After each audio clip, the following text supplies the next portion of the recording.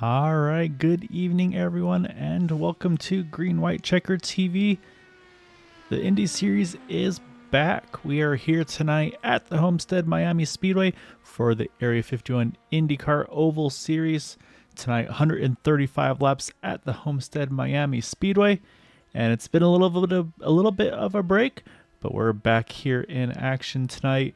And we've got a stout field tonight. 31 cars is what I was showing. And so we'll see if all 31 take the grid. But yeah, it's a good field here this evening at Homestead. So drivers putting down their qualifying laps to get the season underway. And again, for those that are familiar with on the broadcast side of things, probably more lately the super speedway side of things. So here on the Indy side of things, there is still the one fast pair for all the drivers. However, there are no green-white checkers over here. Restarts will be single file, so there's a little different things here and there. And yeah, it's gonna be a lot of fun to see what these drivers have in store for us tonight. Probably a little bit of some learning curves for some new names, new faces, getting comfortable with the cars, and yeah, it's gonna be a lot of fun to see. 32 cars here tonight. Certain admin keeping me up to date on everything here, so. But yeah, good luck tonight, Matt, and again, great job this evening as well. I know you and Craig have put a ton of legwork into this, so definitely appreciate all the hard work. So with that, we'll have the grid. Before we get to the grid, I want to show off the schedule for the season, and here it is. There, obviously tonight here at Homestead, and then we'll be jumping over to Kansas Speedway there on the 26th. And then you can see there, December, we'll have Michigan, Atlanta, and then take a break for the Christmas, New Year's, and then over to Gateway, Las Vegas, Iowa. So, and you can see there's going to be occasional times where we'll skip a week. So it won't be every single week. We'll have a little bit of a spacing here and there to give the drivers a little bit of a break and everything like that. So, yeah, it's going to be a lot of fun, and definitely appreciate everybody hopping on and joining. Don't have my normal partner in crime tonight, which will be Andrew Wood. He's got to do some real job stuff. So when you can't get the normal guys, you bounce back and you harass your family members and say, hey, you know how we're related to each other? Come suffer with me. So dragging my brother, the favorite son, Quabi Brooks, he'll be helping out tonight to watch these Indy cars here at Homestead. Saying we'll both be kind of a little bit the blind leading the blind, but it's going to be a lot of fun regardless. Hey, just doing a quick audio check. I got you. Yeah, thanks for the invite. Hopefully have some fun. I need to cement my status as favorite son. I feel like it's been a little too long since we've worked together, so this is an opportunity for me. And favorite broadcaster, too. I'm sure you're climbing up the chains. I think Boomer will probably try to contend with you for favorite broadcaster, but yeah, no, it's going to be a lot of fun. I mean, I'm looking at the drivers list too, Quabi, and I see a lot of names I recognize, but then I see a lot of names that are new to me as well. And some of it's from just not knowing them, but it's also some of these guys that probably, for those that are familiar with the open wheel side of things, they're probably fairly known names. And so that's going to be fun to see, as well as kind of who are the new big hitters, if you will. Because obviously we're used to the Craig Forsyth and some of the other guys there. So I'm trying to go through the list. It keeps moving around on me, unfortunately.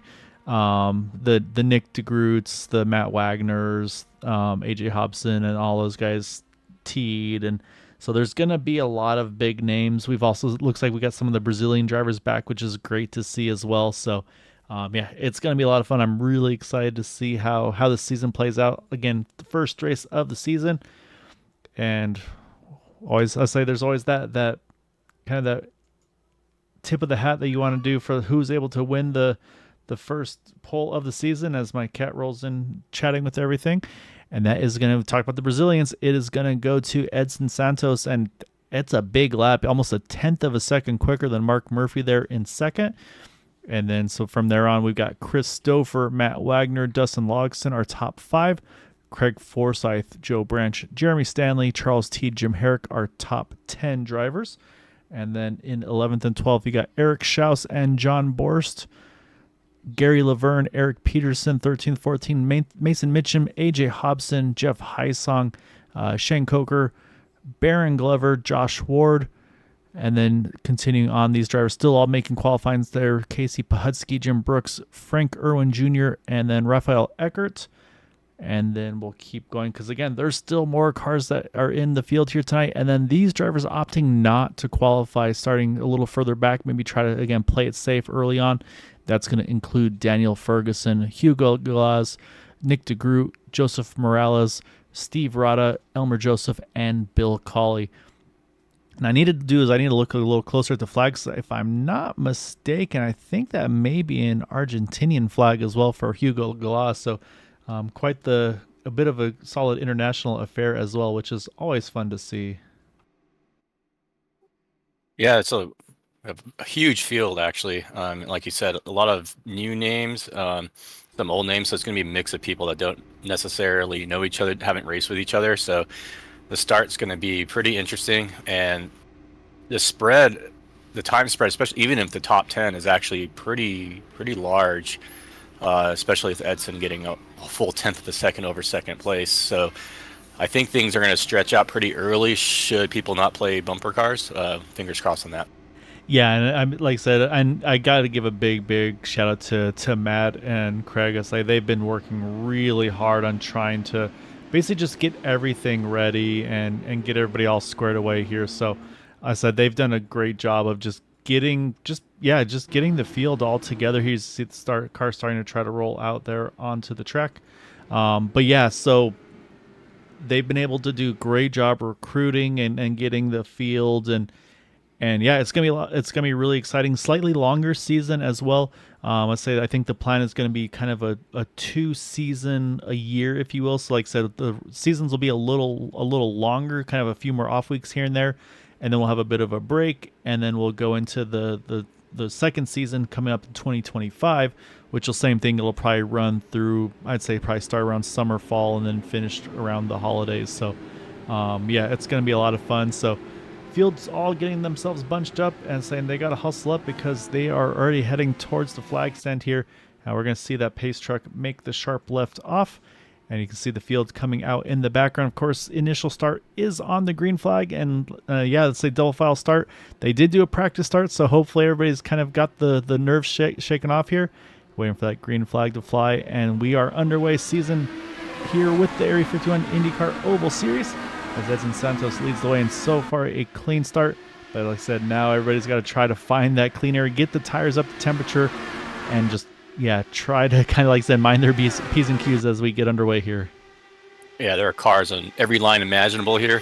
I think we'll see that for most of the night. That also means people have to be real careful as they pick a line, hopefully not trip over each other. But clean first lap. Spoke too soon. Oh man, one car up and over there.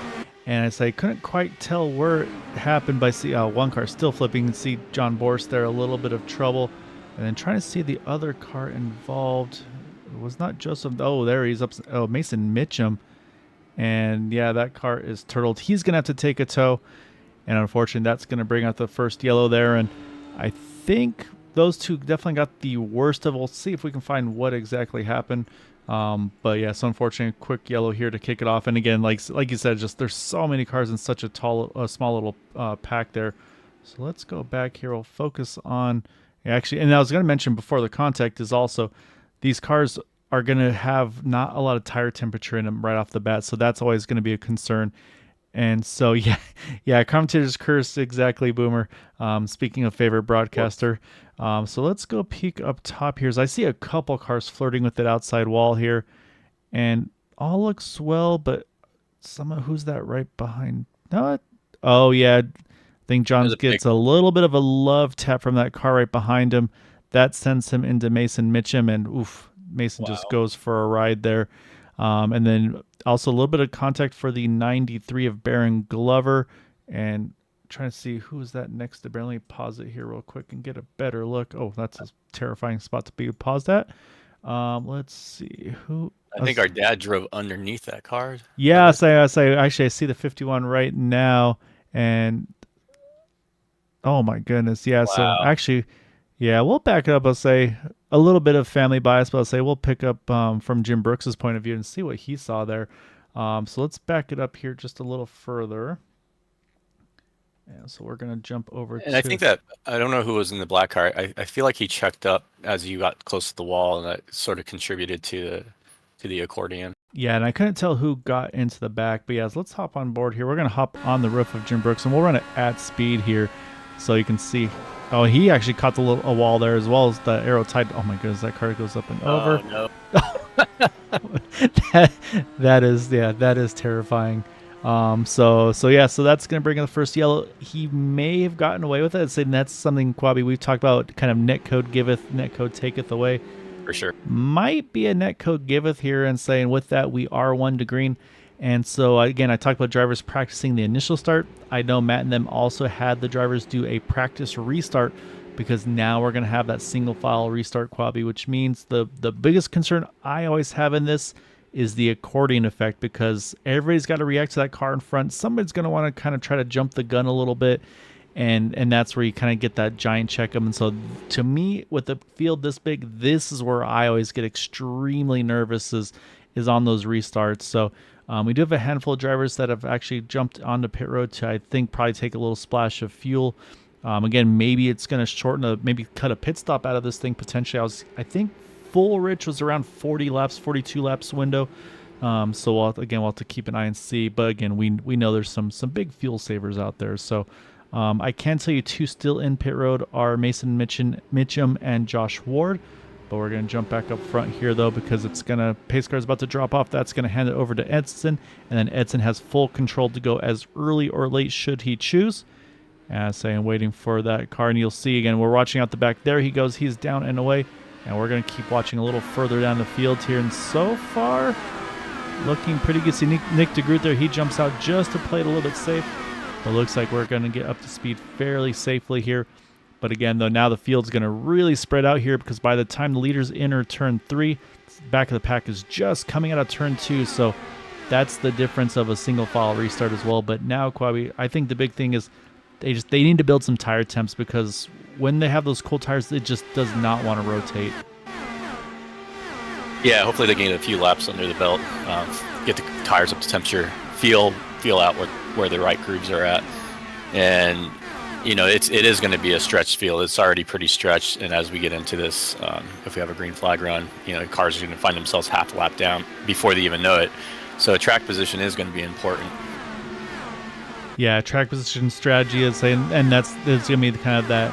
What do you want to do? Do you want to go as fast as possible and just try to run away with it, or do you just try to kind of find the safe spots to run and save fuel, and try to go long? Because of course, need to mention too is in iRacing there's 2 versions of Homestead. There's the version that we're running tonight, which is the quote-unquote Indycar version, which means you have to use the access road on entry and on exit.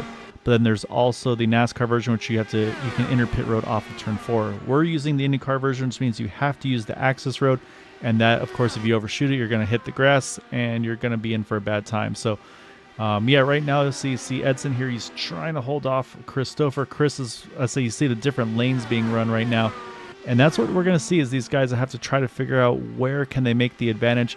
However, where it's going to start to get real busy is a little further back there. As you see there, Jim Herrick, he's going to cut underneath Charles Teed. I'll say the same thing. These guys know each other super well, so they probably know each other's tendencies, so they'll have a good little battle here. I'm sure they'll be trying to play games with one another, if you will, as well. And then also a little further back there, you got Gary Laverne working over Jeff Hysong, just outside the top 10 at the moment. Yeah, and I think as the temperatures settle in, people are going to have to change their car settings. Obviously keep the car off their wall, get it to rotate just enough, but not too much. I feel like the track's going to evolve as the evening wears on. Yeah, and that's a good point too. The track will wear, the tires will the lanes will change a little bit. I said this track will kind of take some rubber, which will be something also to see how things adjust. Watching right there, you have Rafael Eckert there fighting with Rafael Eckert's ahead of them. Jim Brooks fighting with Hugo Galaz, I apologize. And then Nick DeGroot starting to join himself in that battle as well. And right now, those two are the highest climbers at the moment. Of course, still very early, but Hugo's up 10 spots at the moment. Rafael Eckert up 9 spots, and then now Nick DeGroot getting by Jim Brooks, also now up 10 spots in the 89. So again, those guys opting to start a little further back, but again, making some big charges. Yeah, the top 3 cars are actually starting to check out a little bit. They got a second gap between them and 4th. We'll see how they can hold on to that. Yeah, and you see right there, Christopher got a good run out the back. Oh my goodness. And you saw right there that I think that's Edson probably getting tight out of turn 3. Not sure, but so I think that's Christopher cutting him a little bit of slack. But now you can see, though, now I think Rafael made an adjustment, said, you know what, you got a really good run on me on the top side. I should probably do the same. So now we'll see if he's going to continue to protect the bottom or go top. And it looks like he's going to go bottom. We'll see if this time Chris can maybe try to make the pass and might even see the crossover here on the top side, try to cut to the bottom. No, Edson's going to protect the bottom there once more. So Edson feels like the bottom lane is where he needs to be to protect this lead. And again, though, now these guys got to make sure that they don't over-abuse these tires. But yeah, Christopher is giving him a run for his money. And right now, just a nose ahead entering 3.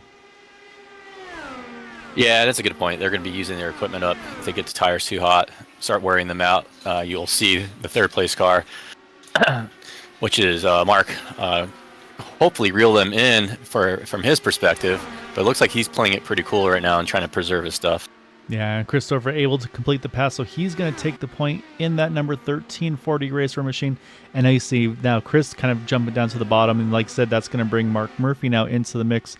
And got to talk to Mark just a little bit pre-race, and saying so actually he does a lot of broadcasting on the VOR side of things, and so it's kind of cool to see him on the other side of things. Instead of being behind the mic, he's back behind the wheel, and obviously knows a thing or two about racing these things as well, being in that top 3 right off the kick. So a good opening start for these guys. I'm going to jump again a little further back because Charles Teed, well, he's having a good battle once the car is there. Unfortunately, AJ Hobson, you can see having some connectivity issues there. The car kind of just disappearing back and forth, and that's also a terrifying thing to have when you're racing with somebody because you don't know where they're going to reappear. So right now they continue to stay side by side, and again, I talked about those guys a moment ago. Quabi, I would say now Nick DeGroot's up around Hugo, and now he's working on Jeff Hysong, and then after that is Rafael Eckert as well. So right now, I was saying actually got a rooting on for Rafael Eckert there in the YouTube chat. So right now he is up to 13th, 11 spots gained from his starting spot. I believe, looking at the paint schemes, I want to say he is a teammate with Edson Santos, if I'm not mistaken. So, right now those guys having good early runs here. Yeah, as things strung out, the front to back is about a full half lap difference. And, that's a close call. And I think people are trying to find room to operate on the track, hopefully settling in, figuring out how they're going to preserve the tires, because the long run's going to be where we're at right now, it looks like. Yeah, right now, and Santa's saying is once we start clicking laps off, they click off quickly, and so about to start lap number 20 for Christopher. And also Chris is starting to break away a little bit. He's got over a second gap over Mark Murphy, and so he's got something dialed in really nicely off the bat here. I'm going to jump back a little further now. Just in the top 10, Dustin Logston. He's working on Jim Herrick. And saying Dustin's one of these guys that I don't think he's new to Indycars. He's new to them here with the league. I've known him a little bit on the super speedway side of things. So really cool to see him really talented on multi different types of cars. And so it looks like he's taken to this very, very well in that number 81 machine. And then, again, trying to jump around, find some new guys we haven't talked about. Steve Rada's a name I recognize very well as I say that. Look at Frank Irwin there, rim rides around him there in that Carvana car. I recognize Steve Rada from a few other leagues that I took part in here and there, and also some of my friends racing. And so really cool to see Steve over here as well in these cars. He's in that number 8 machine. And so now he's got Baron Glover and Elmer Joseph right behind them. So right now, these guys all having good little battles. And you were talking about Quabi as the gap from front to the back. And again, fuel mileage, could it come into play? I mean, again, I was hearing, again, this is from start to green, but if these guys can run, I believe it's 45 laps a tank, they could two-stop this thing. If they can't go that number, that could push a third stop in, of course, pending any cautions. So somebody that's maybe mid-pack but maybe saving a lot of fuel, that could open up some opportunities for those guys to stretch that fuel. And of course, if they can go further, if there's an untimely caution, which we have tended to see a fair bit on the IndyCar series, a timely caution while you're on track, everybody else is on pit road, you could wind up jumping a ton of spots to your competitors. Yeah, and we saw a few drivers top off at the last yellow, so that gained them a few precious laps. They lost a lot of track position, but they're hoping that gamble pays off. Especially if you lose a whole pit stop, that's amazing. Yeah, no, that's exactly right. So right now, the highest up of those that did pit there is Eric Peterson. He is right now 21st. But yeah, like you said, he's pretty much at this point about a half a lap off of the lead. But again, he's probably making some really good fuel numbers right now in that 36. But of course, also having to try to manage the dirty air, try to figure out where he wants to put that car. So we'll keep an eye on this end once we get closer to that pit window again. Probably be with the caution. It might be closer to the 45-50 window, I would say. So we'll definitely be keeping an eye on that. I'm gonna jump a little further forward now because we got another another Nerditude car. I apologize. We saw Dustin Logston. Now we're going to look at Jeremy Stanley. And I think he just brushed wall there at a 4. Yeah. That let Joe Branch get by him. That's going to move Joe up into that top 5. But I can say I ran some laps here in practice yesterday, Quabi, and it was a little bit forgiving. I would kiss the wall a little bit. I'd check with my spotter if I have any damage, and he'd be like, nope, car's clean. And so I think these guys can get away with it a little bit more than you would expect in the open wheel. But I'm going to jump back here, though, Quabi. We got a really good fight here with Raphael Eckert, Gary Laverne, Charles Teed, all right on top of each other. Nick DeGroot's ready to join that party as well. So this is a good little battle right here. Yeah, and again, it's kind of have to see where the front car enters the turn and find a different area just to get air over the wing, get the downforce so you can make the turn and not wash up. And if you're a car in front, you have a lot of control over the situation. Yeah, and that's one thing. Same thing. Oh, T just catches the wall there. I think that's one that you can definitely get away with. But yeah, Boomer. It's definitely. I ran laps though, so I think that is where we should be. But yeah, like I said, and again I feel like we have a harder time on the open wheel cars, Boomer, because these guys have fuel maps to play with. I haven't had a chance to talk about that yet, Quabi. So in the oval side of things, you basically got fuel. Well, you have 8 fuel maps you can use. Map 1 through 5, 1 full rich, 5 full lean. Map 8 is the caution fuel map. And then 6 and 7 are the road course fuel maps, which is more of like an S curve instead of a full linear. So these guys can bounce around and say, okay, 5 is, I can't hold the draft in map 5. Let me bump it to map 4, go a little quicker. And even we've seen times where drivers leading will change fuel maps from turn to turn. So there's a lot that you can do with that. As we're now jump over here, watch Hugo Galaz and Charles Teed here fight for that 14th spot. And so there's a lot you can do with these Quabi. And then, of course, also all the tools you can play with in the car. You got the front and rear ARBs. You've got the weight jacker. So, I mean, if you like pushing buttons, I mean, this is probably the car for you. Yeah, for sure. And, if you're going full rich, you want to make it count. You want to be gaining positions. Otherwise, you want to dial it back, save fuel, because you can gain laps if you do it correctly. Got an inter-team battle here with the 81 and the 41 there. Dustin Logston, Jeremy Stanley. I believe Dustin has gotten around Jeremy. Let's say, and there's going to be points, but we're going to mix these two cars up because they've got sister paint schemes there. So I'm going to be the painter there and have to tell them they got to invert the schemes there. Have kind of the one have the green and black versus black and green. I think that would be the way to go, unless they just want to make it confusing for us, which is always a fun time. But we're going to jump back a little further. Haven't chatted about this driver here. Again, one that I don't know, so it will be fun to learn.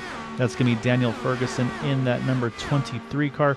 He started 25th up into the top 20, and right now trying to chase down Casey Pahutsky there in the 25 AMD machine. Right there, got a little arrow tight behind the 51 there, and you can see that cost the momentum, and that opens door for Daniel here to try to make a charge into one. How come Boomer's not in the booth? He seems like he's pretty active. He's probably avoiding his wife on date night, but wow. Beside right there, though, I mean, I'm watching there, Daniel there. He was able to get around Jim. Now he's going to try to work on Jeff Heisong. And, I mean, again, Quabi, we're probably, like I said, about maybe 10-ish laps away from the full rich guys probably having to hit pit road. So this is where some of those guys might start to get a little nervous about, okay, is everybody going to kind of be good, get in and out of pit road, no mistakes? So that's going to be interesting to see. But right now, Quabi, this is the gaggle here. And again, we talked about Peterson. He's one of those guys that topped off there under the yellow, and now he's caught this pack here. And again, he's got a couple laps extra fuel, and you can see there on his dash here, we'll actually get a better roll bar shot.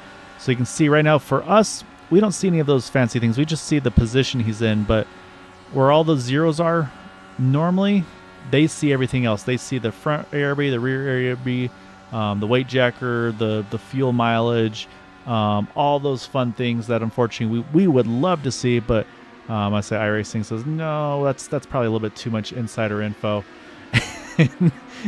So he was bugging the wife, I guess, too much. So, but I'm jumping back up front though, because we talked about Mark Murphy earlier and talked about Christopher kind of sneaking away. Mark's got that gap down now, just only 0.3 of a second there, and they've got about a second back on Edson, who's got the same thing, about a second on Matt Wagner. So right now, these two have definitely got their settings dialed in here.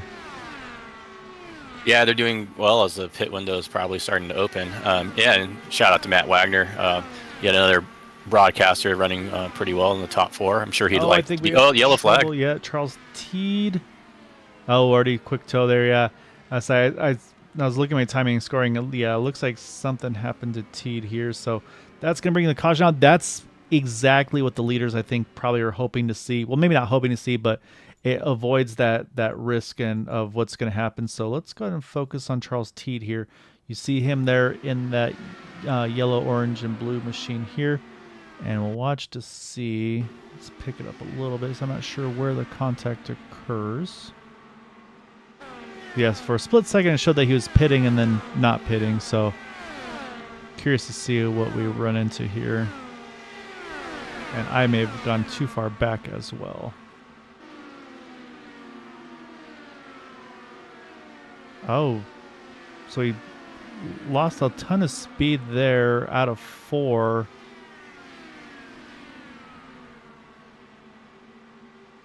Oh, that's unfortunate. So he had to jump out, and so he tried to go off track. I mean, that should not have brought out a yellow, I have to admit. Yeah. That's just unfortunate. Like I said, he was off track and really should have not done anything, but unfortunately, sometimes iRacing thinks that there's still a danger, and so that's the cause of the caution. So actually, unfortunately, I'll say nothing. Fortunately, unfortunately, I guess nothing to do it. But I'm sure some drivers like, oh man, we were where we wanted to be, and then again, like the drivers that were working the fuel strategy are like, oh man, we had that strategy down. We were going to do something there. So that's going to reset everything, Quabi. We're going to kind of get right back to it here. It looks like Christopher is able to hold serve in pit road. I think Bill Colley's going to go. He basically ran a lap, got around, try to have a clean entry here, and he's going to jump in now this time around. So what we'll do is we got a quick break here. We will step away, pull off one of our sponsors of 4D Racewear. Really appreciate them being back on board. And we'll be back here on the one to go, so stay tuned.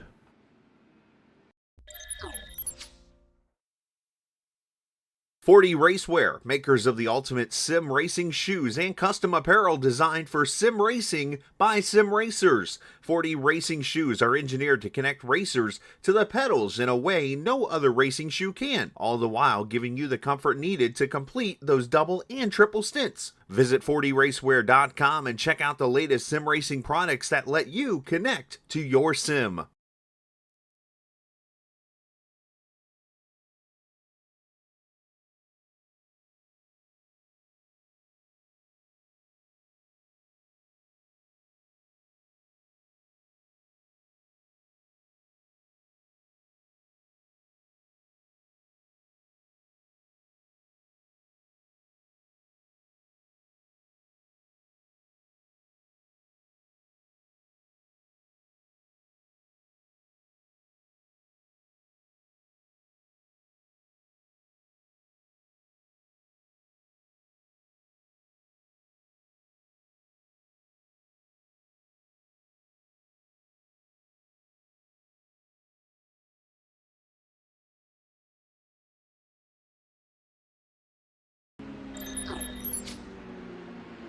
All right, so other thing that we do need to mention is with that caution, I believe Mason Mitchum gets one of his 2 laps back in. He had to take the tow from that lap 1 incident. So now instead of being the 2 down, he's back to 1 down. So that's a great break for him in that number 3. as you see him right now. Looks like he's going to top off as well. And Quabi, we were just talking about during the break there as we are one to go now. This caution come out just before lap 40, and we talked about 45 being that magic number. We're going to restart this race on lap 42. So that, again, that's going to mean that it's going to be on the edge if anybody's going to try to maybe stretch this thing. If we, again, depends on if we go green or not. But if they can stretch the fuel numbers, this could be a window for a one-stopper here to the end. Of course, like I said, things are going to have to line up for that to work out. And like we were talking as well, that's probably in that situation there where like and Eric Peterson's like, man, I really wanted it to stay green. I really liked what I had. So, yeah, so we'll have to wait and see. Also, there are limited tire sets here. So I want to say it's a total of 4 sets in the pits, if I'm not mistaken. So this is likely set number 1 for these drivers. So I think they'll be good to go without running out of tire. But that will be something in future races that drivers may have to manage their tires to make sure they have enough. But with that, we're about to get back underway here. It's going to be Chris Stouffer. Their pace car is off. And again, he's got control. Once that car is off, he can jump. And now he is down and away. And again, we're going to be watching back in the field. Hopefully, again, everybody's able to work that recording effect. And looking like a very nice and clean restart on the front stretch. And Chris Stouffer is going to lead the field here back at a 2. Yeah, clean restart. Yeah, definitely Eric Peterson. I would have liked to see that strategy play out. It's, oh, another yellow. Oh, yeah. Looks like the 41. Yeah, Jeremy Stanley there pointed the wrong way. And a broken right front to boot. However, it looks like that car will be able to limp around. I'm trying to see if anyone else involved in this one. I mean, with the broken left front, I would have to think there was some context. So let's go back. We'll focus on Jeremy here. Actually, I'm seeing Dustin Logston in the pits now as well. So, unfortunately, hopefully not teammates that got together there. Right now, we're focusing on Jeremy here as we get back on the restart here on to see, and we'll get a better view of what all occurred here.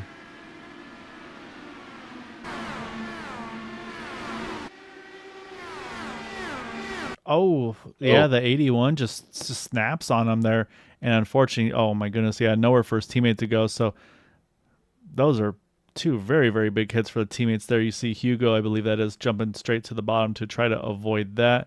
And I think it looks like, unfortunately, I say you never want to see that where it's 2 teammates. But again, this is one of those situations where nothing malicious. It was just one got loose and one just wrong place, wrong time.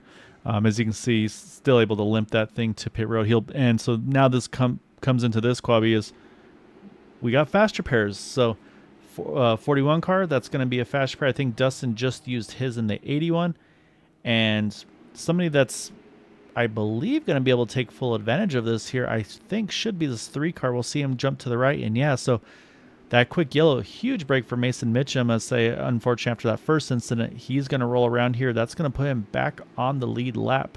And then as well, Quabi, this is, in my opinion, this is actually a really good segment where you never want to focus on the misfortune of another driver. However, we talked about all the buttons and knobs and dials that these cars have.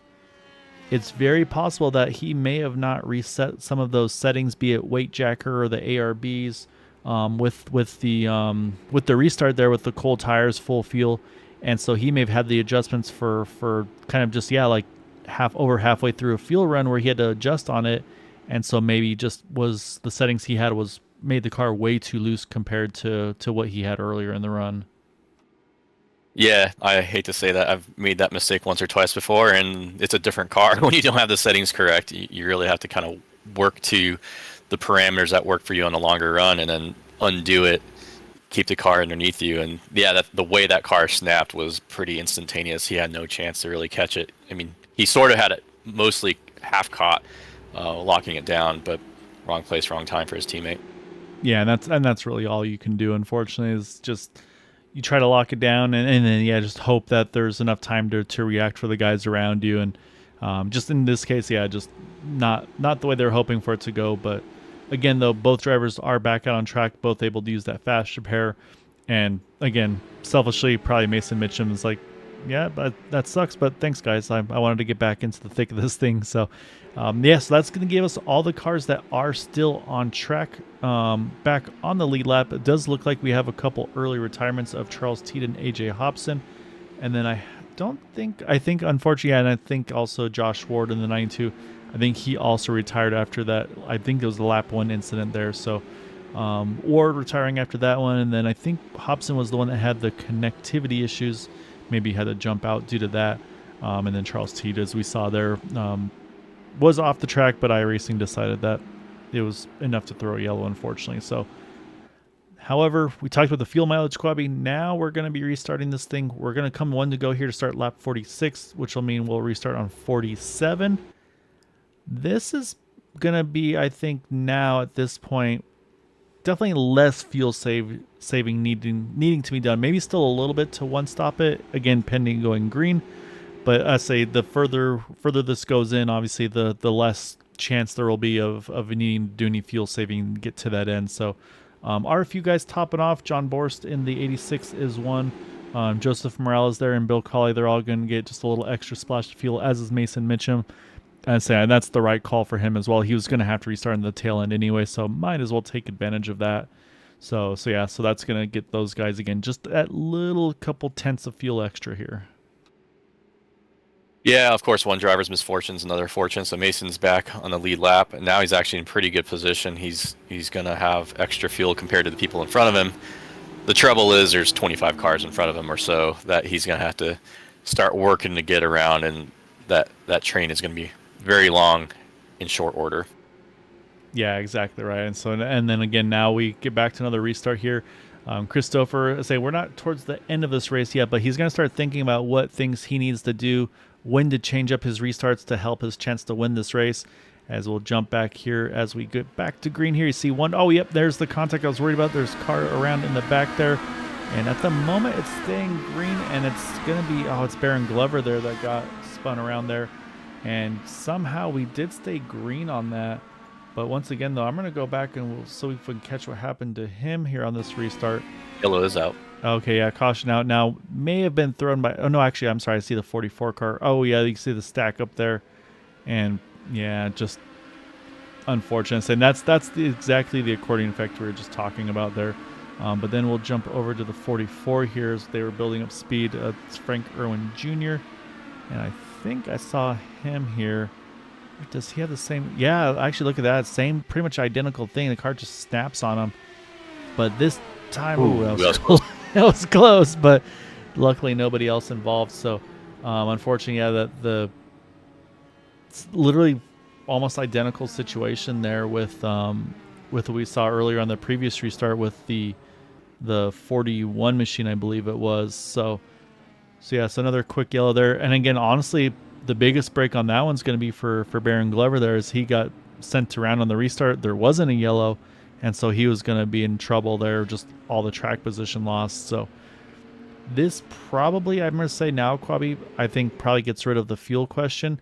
And I think that's what we're seeing here from Joe Branch, is he's deciding, you know what, I can make it from here on one stop. I'm just going to pit now and probably not pit again until I'm in my final pit stop window. But again, though, he's giving up a lot of track position to do this, so it's definitely a risk versus reward here for Joe. So we'll just have to see how this one pans out for him as well. Yeah, he might be able to make the last pit stop shorter and gain some advantage that way, but there's a lot of track position loss, so we'll see how that strategy works out. Yeah, so we'll keep an eye on that. But what we'll do, since we had a couple of quick yells, not a lot of strategy, so we got some more wonderful associates to go with, and that is going to be our camera packs here, which is provided by Whiplash SimCams. So we'll be right back on the one to go. Stay tuned.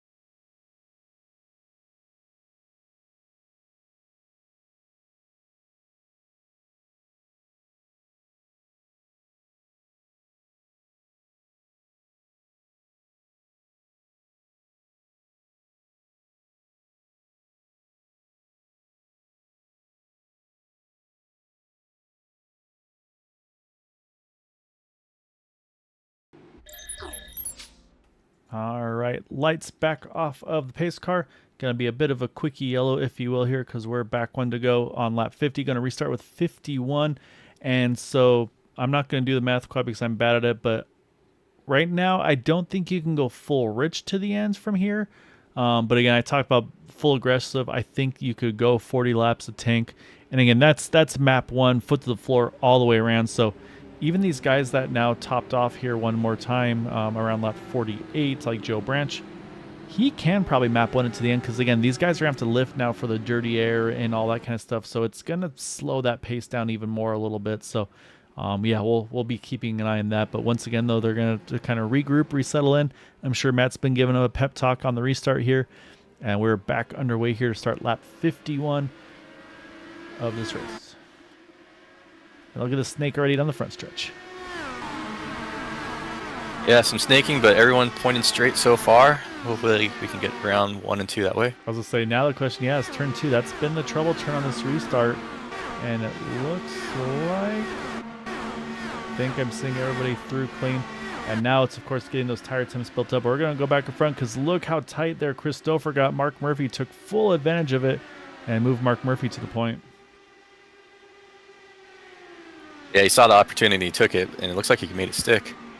Yeah, and that's just the tire temps not being fully built up there, and usually on a restart turns 3 and 4, you're fully back up to speed, you're going 200 plus, but your tires are still not at temperature, and so that car is just going to completely plow, and I think that's probably what cut out Christopher there, and so now he's got the temps back in check here, and so he's going back for the lead here, working that outside again here on Mark Murphy.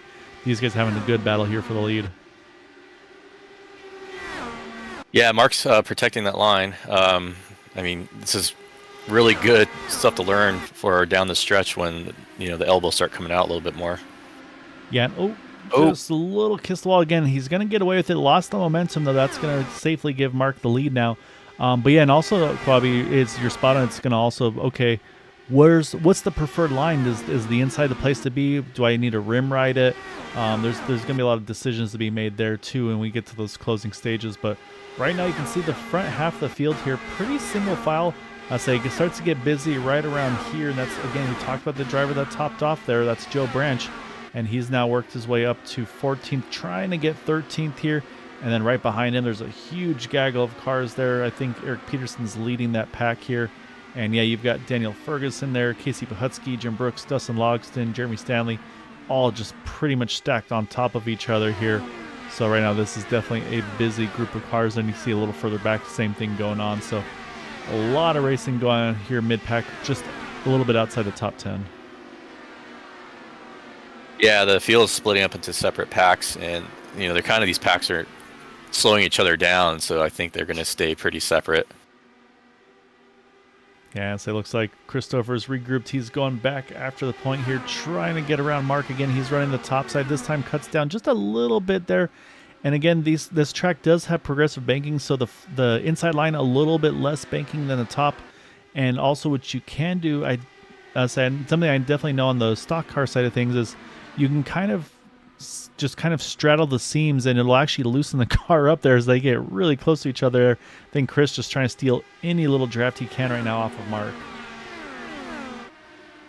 Yeah, these guys are battling hard. I think it seems like the high line works pretty well, but luckily you can touch the wall and get away with it, but it really kills your momentum, obviously. Yeah, and I think that's the same thing for Chris here, is he'll want to start figuring out, okay, do I run the lower portion of the top side? Like, how much do I get away with here? Just to see, yeah, what's going to be the way to go. You see, now he's kind of running more of the middle, and then, of course, you kind of just naturally drift up there. But right there, I think he maybe had to breathe a little bit. That car looked, especially in 3 and 4, I need to mention that too, Quabi. This car, or this track, I should say, while it's an oval, 1 and 2 is a faster turn than 3 and 4. These cars, even in these cars, you'll notice it where you might be able to flat foot 1 and 2. You have a harder time doing that in 3 and 4. Usually you got to breathe it just a tiny bit. So, yeah, so it's definitely something else to keep in mind there. As you see right there, I think he got fed a little bit of dirty air there off Mark Murphy. Did. And you could see that car immediately started washing up. I mean, this track has been reconfigured several times in its relatively short history. Oh, did we lose somebody? Yeah, I think Mark Murphy there disappeared for a second. He's back now, but Same thing though. Again, that's always a nerve-wracking spot to be in. So right now, these guys have, I wouldn't say settled in, say still a really, really good battle for the lead here. I've been watching also some of the intervals there as right now. Yeah, and you can see Mark, he wants to keep that inside line. So he's kind of set his goal here. He's like, you can pass me, you're going to do it up top. I'm going to protect this inside line from everything we're looking at here. Yeah, and I think that Edson and Matt Wagner are probably liking what they see out their windscreen because or their visor, I should say, because they're starting. Well, I guess they have windscreens. They're maybe closing in, holding station, but I think they're using their equipment less hard. Yeah, and that's the thing too. Is again, like whenever I talk about fuel mileage, I always point at this guy right here, and that's Craig Forsyth in the number 99 car. You want to do just enough where you can save fuel, but at the same time you're holding with the draft. And so I think that's probably where Craig is right now. He's pretty happy with where he is, solidly in the top 10. He's got all the draft with the drivers around him. So he's in a safe little pocket here where he doesn't have to worry about. He's got a little bit of gap to a teammate, Jim Herrick, there in the 40 Raceware machine. So yeah, so he's got a lot of options kind of with what he can do. And again, I mean, I talk about Craig, I think, like in a race, it's like, okay, everybody can go 40 laps. Fuel saving, you can go this much. Craig probably can go this much because he can win in a lot of ways, but he's just, in my mind, he's been so good at the fuel saving thing. So, yeah, so I think, again, and like I said, it's not just map 5 and save. It's finding that balance, map 2, map 3, and holding the draft safely and not being kind of stretched thin where maybe you fall too far back and then you had to switch to map 1 and kind of almost burn off what you had just gained. So there's definitely a fine balance to it. Yeah, and he's only 2.5 seconds back of what we're seeing at the front, which those guys are still, Mark and Chris are still fighting it out. So I'm jumping back now, Cobby, to Joe Branch. Again, we talked about Joe earlier. Sorry. He's one of those guys that did pit under that last yellow, so he's got about 10 laps more fuel. Again, there were yellows involved, so it's probably not as aggressive of the 10 laps. But nonetheless, though, he's got a fuel advantage to these guys, so he's the same thing. He can probably be a little more aggressive. He had gotten underneath Hugo, couldn't complete the pass, so he's going to have to regroup here and try again. But right now we're starting to get a little bit of that gap built up around some drivers. And say we'll jump now to Nick DeGroot because he's working over Eric Schaus, and we saw there Nick wanted to kind of get the rim right here. Gets a great exit out of 2, and we'll see does Eric respond with running the top side. And yeah, there you go. Eric's going to run the outside line. That makes Nick have to run even higher, like you said, kind of flirt with that outside wall potentially. Yeah, and Craig's right behind him saving fuel. I feel like Craig running kind of that, he's always around that Paul Tracy-esque paint scheme, but he has a lot more patience than I remember Paul Tracy having. Yeah, and I think, yeah, attitude-wise, probably very polar opposites there. As Nick's going to get a run here. He'll run the inside. But again, so you can see shorter distance, but the momentum change right there out of 4. And that's where Eric's able to sneak back by and hold on to that 5th spot over Nick here. Yeah, and we see this with the battle at the front, and you're seeing it in the mid-pack as well. It's, that shorter way is great. Oh, we got a caution. And that is, unfortunately, the 51 Jim Brooks upside down, back on his wheels now. But that car, we'll see. I don't know if that's going to be drivable. Looks like he's definitely trying to, but I think that's going to be a tow. And so I saw a car dropping down the running order pretty quickly, and he hasn't given up yet. He's going to still try to grab the gear and go. But that car's not too happy with life. You can see everybody else trying to find a way around him here. We'll see if that thing can make it to pit road, but let's go back and let's try to catch what happened here. I think he was fighting right around Daniel Ferguson here, and I'm wondering the same thing. Is this maybe something that happened in front of him that just unfortunately nothing he could do? And yeah, I'm going to say that's definitely what happened here because we'll jump one car up in front. Let's see, where is Daniel? And yeah, so that's kind of a telltale here. Let's back it up a little bit to see exactly how this occurred. And I want to say that's Casey Pahutsky. Yeah, it's Casey Pahutsky on the inside trying to make the pass here. And I'm wondering if maybe just got tight or we'll see here. We'll try to get a better view. And obviously we don't know exactly, but yeah, they kind of same real estate here, and they both get up into the wall. And at that point, Jim's kind of committed to the top side and just launches over the left rear tire there, and not much he can do at that point. So this is where it's good as a simulation. Obviously, Quabi, we have some insider info, but Yeah. Probably didn't feel very good because we do know that he has a motion rig, so that thing was probably throwing him around a fair bit. Yeah, luckily the motion rig doesn't go upside down, but it probably feels like it does. So yeah, so unfortunately there for the 51 car, I will wait and see. Yeah, no, it looks like 51 has unfortunately also officially retired from the events after that incident. So he's going to join Charles Teed, AJ Hobson, and Josh Ward. And then looking right here, remember I told you about Quabi on the fuel mileage side of things that somebody can probably make it on one more stop from here. And Joe Branch, I think he said, you know what? I know I'm good on fuel one more stop. I don't want to get back in that traffic again. I'm going to have older tires, yes, but I think it's worth the gamble. So Joe is going to this is going to be interesting here. He's going to be lighter on fuel. He's going to have 20 lap older tires. So we're going to have to see what the balance is now between he and a Mark Murphy, a Christopher. So this is going to be a big change here to kind of compare what's going to be the way to go on this one. Yeah, that's a bold call. I think, if he can hold the track position, it could pay off because obviously everyone's going to come down pit road one more time after this. But yeah, I don't think he's going to get that track position if he pitted and tried to stay out because he would be exactly a level footing with everybody else. Yeah, and so I believe he was right around the top 12 or so. I want to say, yeah, he was fighting with Hugo, I think, at the time of the yellow. So Hugo right now showing in 12th position. So I like the gamble here because, and that's the thing too, is like he can basically drop 12 spot or 10 spots and he'll be kind of at the net spot where he was originally. So even if, let's say, he drops 5 spots to around Eric Schaus, Matt Wagner, it's still a net gain overall. So, and again, and yeah, so now he's got control. He's going to have the clean air, and it's going to be interesting to see. Like I said, it's lighter on fuel versus fresher tires. So it'll be a lot of fun to see what's going to be the winning approach on that one. And then I'm looking through the pit stop times, and pretty much the field here, I see a lot of 8-second stops, which is tires. We did have a couple 5-second stops. Dustin Logston, one of those with the 5-second stop, which means fuel only. So he's opting also one to save a set of tires, but also again try to jump a handful of spots, which now puts him just outside the top 10. So even there's still a little bit of strategy being done. I think Steve Rada as well in the 8 car, he opted to go ahead and do a fuel only stop as well in that 8. So yeah, so a few guys trying something different, maybe gain a little track position, or of course also like I mentioned, just in case maybe setting a few sets of tires towards the end. Yeah, it's always nice to have fresh tires at the end, get that advantage.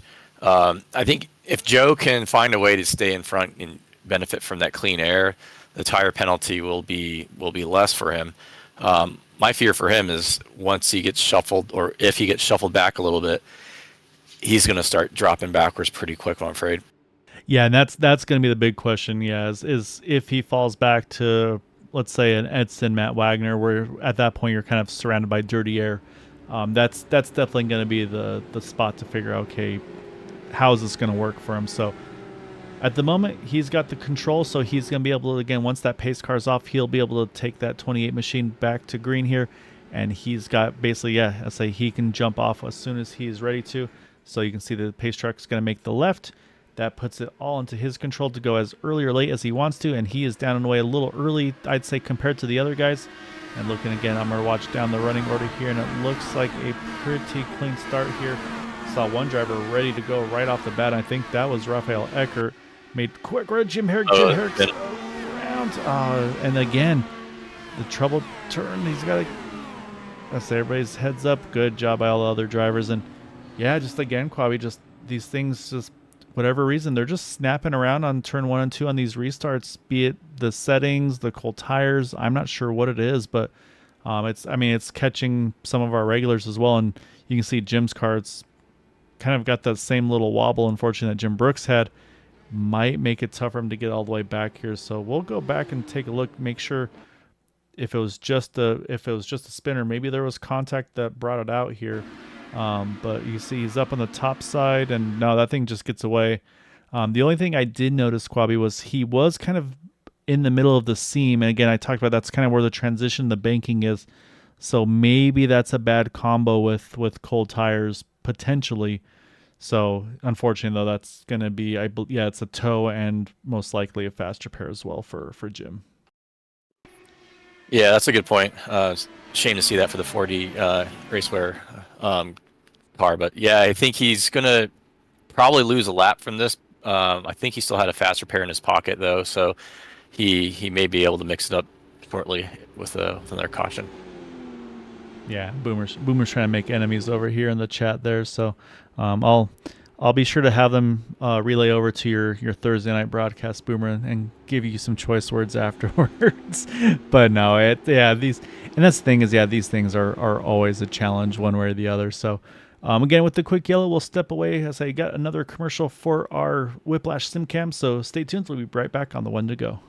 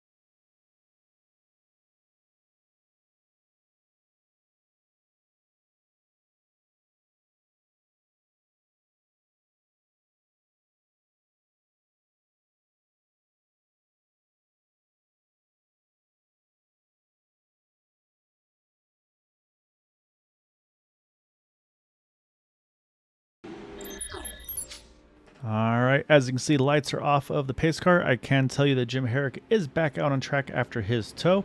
Not a lot of pit stop takers there. Quabi, Baron Glover, he went ahead and pitted. And you see in the background there, John Boris is going to top off as well, just get that one little extra splash of fuel. Again, nobody can make it from here under green flag conditions. And something we talked about as well for Joe is, again, we know at this point, I think he's pretty safe to make it on one more stop. However, the one thing that he does have going against him in that side of things is he will have to take more fuel than the others. But the balance is, depending on these tire stops are usually, again, they're about 8 seconds. So probably not waiting on fuel. It might be just the waiting on the tires. So it could actually, again, just depends on how his grip and everything is compared to Mark and Chris and company. Again, I'm intrigued to see how this plays out. I love the gamble though by Joe, and I'll say what we're going to see here, but we're going to restart this thing back with 58 to go. Still about 20 laps till we're in that final fuel window here safely. And we're going to hand it back over to Joe. He's got control, and he is down and away. It looks like maybe a little later this time around, but again, looks like a pretty clean start from through the field here. Yeah, not as good of a restart for Joe, or I think probably it was a fine restart, but everyone else was a little more wise to it. So he didn't build the same kind of gap as last time. And also no surprise, we didn't have a lot. I think we see one in the wall. Yeah, I see one stuck in the wall. That is Steve Rada. However, he's still pointing in the right direction. So if he can limp this thing back to pit road, we should stay green. And so unfortunately though, yeah, so may have just got stuck up against the outside wall. I'll try to get a quick look at it here real quick. And so we're watching Steve here in that number 8. And we'll see if it's just, does that car just get tight? Oh, yeah, just again snap loose, but he was able to hang on to it just long enough to not spin around. He is on pit road safely, so we do stay green. And while we went to go look at that, Mark Murphy wasted no time. He's gotten around Joe Branch, but he hasn't. But Joe's able to hold on right now behind Christopher. But you saw right there, he was right in the dirty air of Mark, and that's going to be what Chris is going to want to try to get to be able to take advantage of that as well. Yeah, I think Joe's probably going to lose out to Chris, but if he can stay with those top 2 guys, he's still net positive by like 10 positions, and that, that strategy is going to be working. And like you mentioned earlier, he's going to probably take tires, and that will still get him the fuel he needs. I don't think that's going to be a disadvantage. I feel like most guys are going to take tires at the last stop. Yeah, I think tires are pretty much, especially once we get far enough in, I think we'll see tires regardless. You see Steve Rada there. He just got out of pit road, so he's cycled up with the front runners. That puts him now 2 down, which means that we will have right now a battle for the lucky dog position. Right now, Steve has that spot because Jim Herrick is all the way back here towards a fair bit further back. So same lap, but a fair bit further back distance-wise. So, and then also just looking at lap times now, Matt Wagner, the last time by, just ran the fastest lap of the race at 25:57. But only 0.03 of a second faster than Mark Murphy, which was a 25:60. So, like I said, I think these guys have decided to probably turn that wick up a little bit. And then, like you mentioned too, right now, I'm going to say definitely a net positive for Joe because he's hanging on to these top 2 very nicely. The other caveat, though, in my mind, is he will, regardless, he's going to have to pit earlier if we get that under green flag conditions. And we were really close to having it on that first run there. And that's where you start to get really nervous. It's like, okay, I know I got to pit. Now I really need this whole cycle to go clean because I don't want to get trapped laps down. So right now he's looking good. I'm going to jump a little bit back because we got a good little battle here with Shane Coker. Casey Bahutsky's right there. Mason Mitchum right there. And again, we talk about these guys just all locked onto each other. And yeah, I got to talk about Mason again. He was 2 laps down with that lap 1 crash. He's worked his way up into the top 20. And so it looks like he's steadily trying to improve from there as well. So it's, again, one of those things, you hate that he had trouble initially, but at the same time, love that he's sticking with it. And so far going the right way there in that number 3. Yeah, I think his persistence will pay off. He's still moving his way forward. Being on the lead lap is much more entertaining racing than fighting for free pass position. But yeah, when Joe pits, like, he's going to be with other lap cars, so if a caution comes out, it's a no guarantee for him. Yeah, and that's going to be the other question mark is, how much time is lost during a pit stop cycle? Is it going to be 1 lap? Could it even wind up being 2 laps potentially? So I'll have to wait and see on that one. And so right now, jump over to Eric Peterson now, just getting around Dustin Logston there. And I think Peterson going from, we talked about him kind of doing the top off fuel saving game.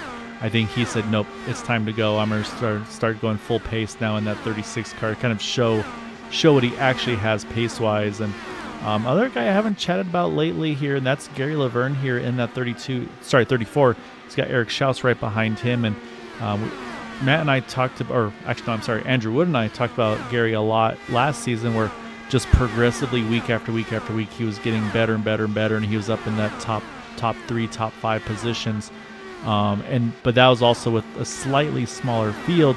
Now that we've got a 30-car field, he's still rolling top 10. So Gary's just been ever progressing and just ever improving over the course of the season. So it's always fun to see him running really well as, on our side here too. And of course, as I said, I haven't had a chance. I don't think we really talk too much about him. I always want to make sure we give some guys some love that we haven't chatted about yet. And that's going to bring me to Frank Irwin Jr. there. He is in that number 44 machine. And right now, I believe he was caught in an earlier incident, but he's same thing. He's been able to recover and get back after it. So right now, he is in the 19th spot there, up 4 from his starting position. So again, that's for me at least, one of the new names to the league.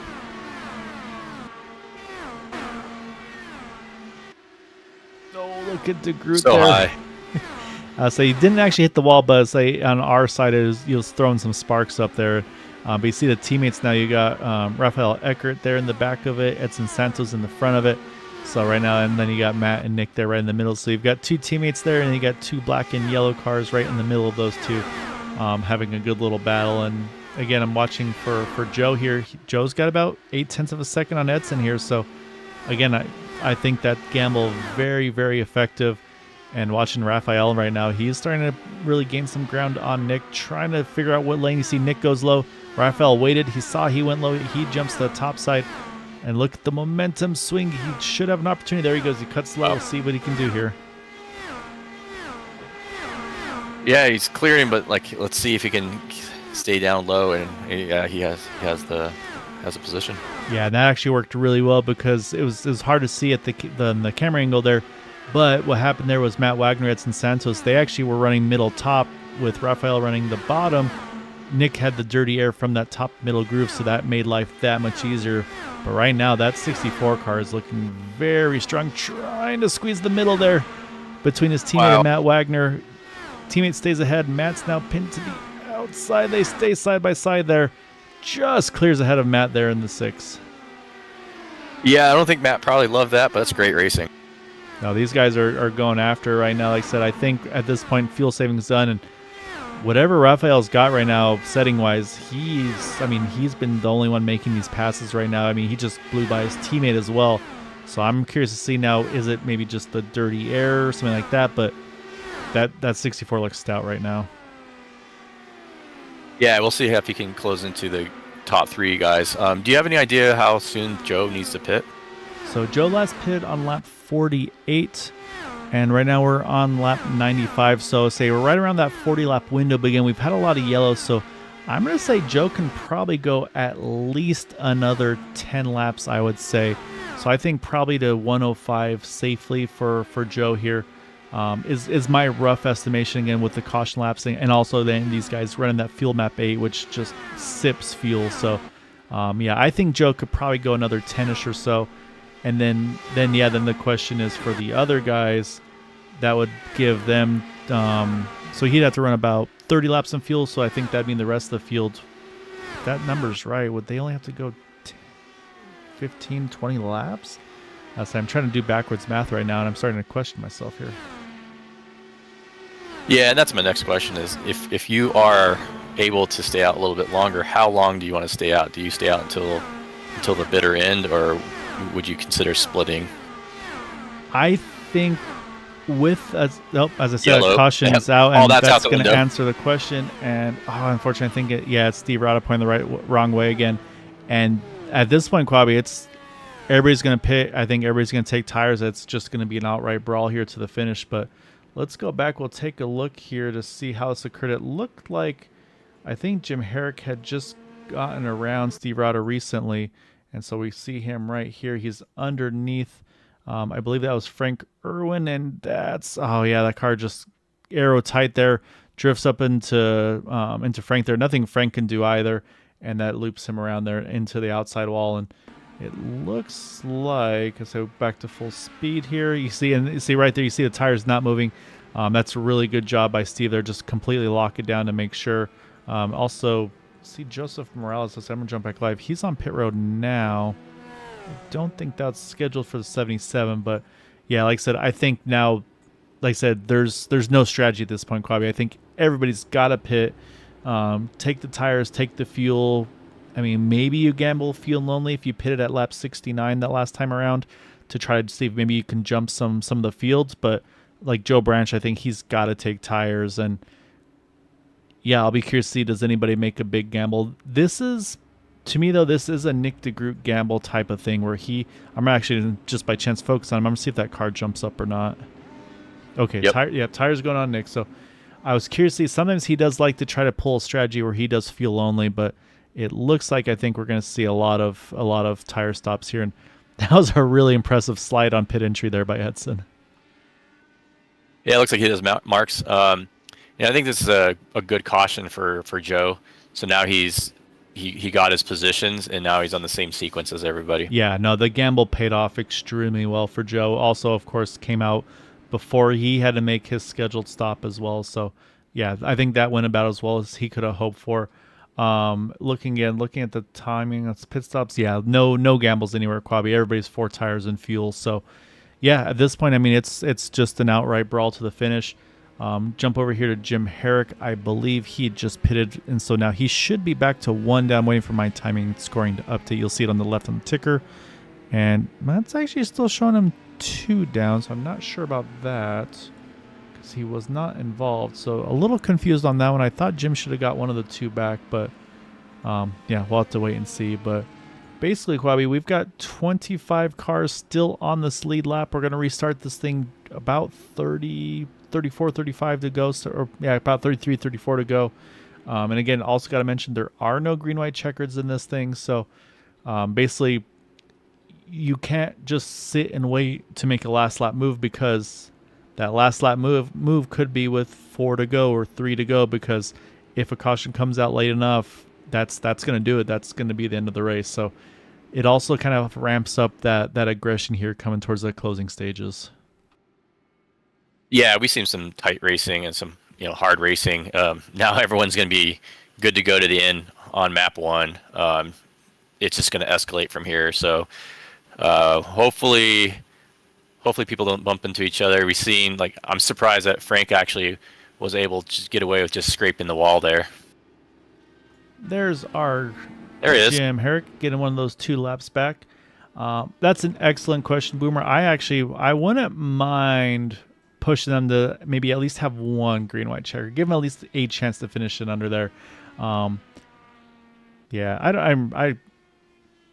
I'm blaming you for the naming convention, because you totally came up with the name before I hired you as a broadcaster or anything like that with my tons of money and all that. But no, I think we have to talk with Matt Wagner. Yeah, we have to talk to strong arm him into changing the rules. Yeah, we'll do it mid-season. Everybody loves mid-season rule changes anyway. Right. But yeah, so you see Joseph Morales, he's rolled back on the pit road. I think he just stayed out basically to kind of get a clean pit entry, not have to worry about everybody else.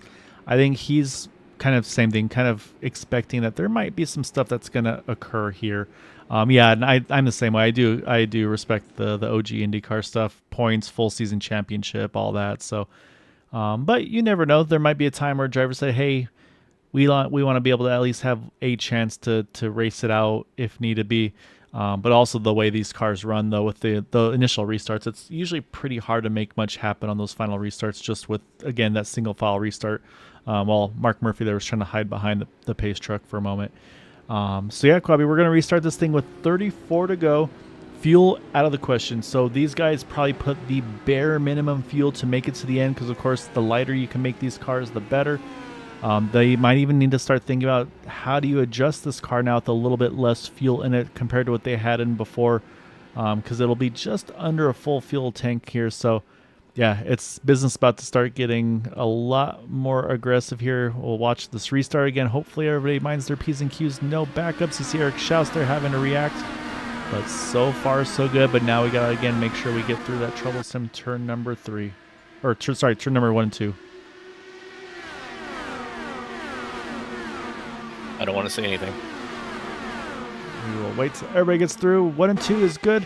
Now again, tires start to they're still cold, and so these cars are going to start to push. See, Craig Forsyth, he kisses the wall a little bit. Again, it looks like he'll get away with it, and it looks like everybody's going to get through further back. So I think tires will just start to get up to temperature here, and we should get back underway. And right off the bat, Rafael Eckert, he is leaving nothing to chance. He wants to get all the spots he can. He gets by Joe Branch there, up into third. He's going to keep that top side going, see if he can continue that momentum around Chris Stouffer here, see if he can get that runner-up spot. Yeah, and we've seen earlier in the race how long it takes to really complete a pass. So if the offer presents itself, you take it. And if you're in the second half of the field, you're probably driving really hard now, because you know that you don't want the front to drive away from you, and it's just stretching out. Yeah, I mean, and it doesn't matter where you are right now. These guys are getting very racy. So you can see right now, Rafael, he's been kind of committed to the inside lane. We've seen Christopher trying to stay topside, keep that thing wound up there, as Mark Murphy just ran the fastest lap of the race at 25:56.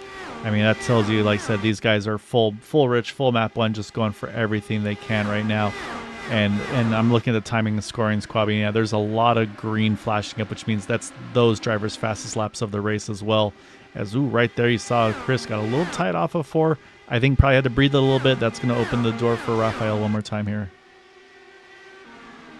Yeah, everyone running full tilt. You wonder if they can do it for the whole run, because it's almost a full fuel run. So there's still, I think, an opportunity to save tires and have an advantage at the end. But you don't want to lose track position or time while you do that. Yeah, and that's exactly it. You're still, I think fuel is no problem, but yeah, tires I think need to be managed. Even in clean air, I mean, we were able to do some practice runs last night. Matt set up a session, and there was a point where I had clean air, and I basically was foot to the floor as hard as I could go, and I'd say when I was about 2/3 of the distance on my fuel, I was basically destroyed my tires, and it was so loose I could barely hold on to it. So there is definitely, you can overheat that right rear especially, and just that car will start to get really snappy on you. As you see right there, Rafael got the spot. Chris is going to try to cross him over here down the back. Yeah, let's see if he can clear him. It looks like he has it right now, but he's going to have to do a slide job to do it, and He's out of time. Yeah, momentum right back to Rafael. So yeah, so these guys are a great fight. And I say Mark Murphy's loving the fight that these guys are doing, because while they're dealing with each other, he's trying to stretch this lead away. Right now, he's just over a second. And so, yeah, he wants them to be watching their mirrors. That way he doesn't have to look at his. He can just focus forward. And like you said, Quabi, just make good laps, try to manage those tires as well, because the harder they fight, the more they're going to burn their tires, and it could really come to him. So this time by, we're at 26 to go. He still continues to lead. You see Joe Branch. He's joined the party now up front as well in that number 28 machine. And again, Joe had that great strategy call, opted to stay out there, and it worked out perfectly for him. So now solidly in that top 5. Yeah, Mark Murphy's he's definitely checked out a little bit, and you have 3 guys running basically nose to tail and staggered, and they're just slowing each other down. And so, like, yeah, I think Mark has stretched out the lead by another 0.2 of a second that lap. Yeah, he ran a 71 to an 81 that time by. And we said a second ago is about 1 second. It's just touching 1.3 seconds right now, because you'll say we'll go back here, and yeah, these guys are running side by side. They're not able to kind of get that ideal line there, as Rafael just flirts with the outside wall out of 4, and now growing to about 1.4 seconds. There's a 20. Well, actually, it was 74 to 76, so about same lap times there. As now Christopher takes that second spot back from Rafael. But again, I don't expect to see him hold anything back. And yep, there he goes. He's going to cross over, try to get back by here.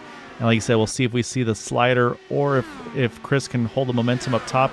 And we will see the slider there, and Chris won't be able to react there. And there goes Rafael protecting the inside right off the bat here. And that racing, it has broken the 1.5 second bracket, Quabi. And that's, to me, see Eric Peterson. We stay green. He's off track here. So that car definitely is damaged. So we'll see. I think he might wind up taking a tow. And yeah, he has. So let's go back. We'll try to find what happened to Eric Peterson here. And it's already happened. So we got to go a little further back now. Apologies for that. And I got to find Eric Peterson. He's 2 cars ahead. Looks like he was in the wall and then just spun off of it. Yeah, let's back up. We'll do it the old-fashioned way. And yeah, it looks like I think he got into the dirty air of that car in front. Yeah, just bounces off the wall, and that big hit to the inside. So honestly, that doesn't bring out a yellow, but a car off the racing surface doesn't make any sense. But nope. That said, though, probably the happiest driver right now that stayed green is Mark Murphy, because he's almost up to a 2-second lead now, Quabi, while these two are just still continuing to duke it out here.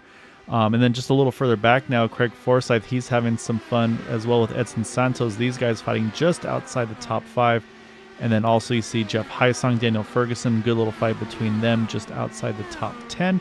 And so, like I said, anywhere you look, I mean, there's battles here. I'm looking at Dustin Logston there. He's working with John Boris there ahead of him. Frank Irwin's right there. Mason Mitchum right there behind him as well. So there's battles throughout the field here. Some slightly closer than others. You see Craig just able to hold off Edson this time around. But then, yeah, like I said, Christopher, Joe Branch, Rafael Eckert, just all on top of each other. And like you said, Quabi, while they've been fighting, we're under 20 to go here. Mark Murphy 1.9 seconds ahead now of Rafael Eckert. And I mean, at this point, I think he has broken the draft. And so the only way in my mind that, and I don't know how well it works here at Homestead, is I think they would have to try to go the swap draft approach, which we see at the big tracks like a Homestead, Auto Club, California, or yeah, same track. Auto Club, Michigan, Pocono, Indy.